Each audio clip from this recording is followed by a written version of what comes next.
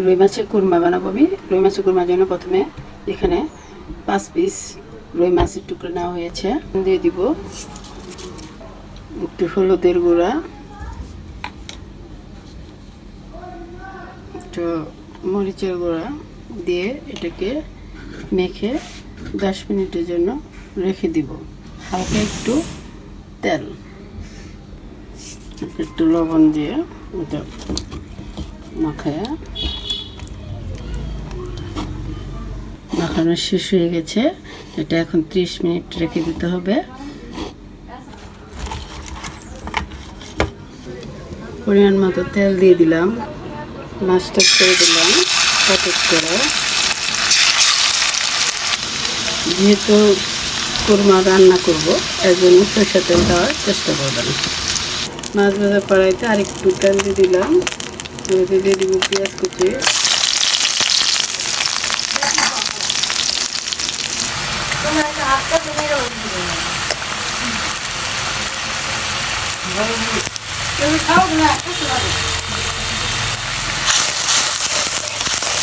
স্বাদ মতো লবণ,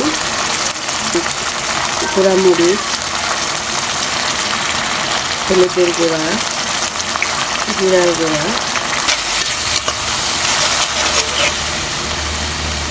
একটু পানি দিয়ে কষিয়ে নেব।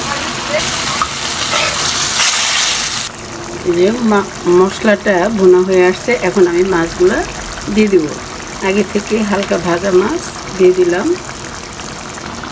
সবগুলো মাছ দিয়ে দিয়েছি। এখন এটাকে সুন্দর করে 3 থেকে 4 মিনিট ঢেকে রাখবো। মাঝে মাঝে এইভাবে নাড়িয়ে দিবেন।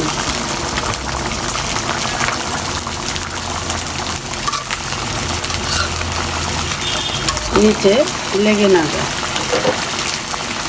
দেখুন কি সুন্দর রান্নাটা শেষ হয়ে আসছে। এখন আমি দিয়ে দিব গরম মশলার গুঁড়ো উপর দিয়ে। রান্নাটা শেষ। আমার জন্য দোয়া রাখবেন, নতুন নতুন রেসিপি যেন আবার নিয়ে আসতে পারি আমি।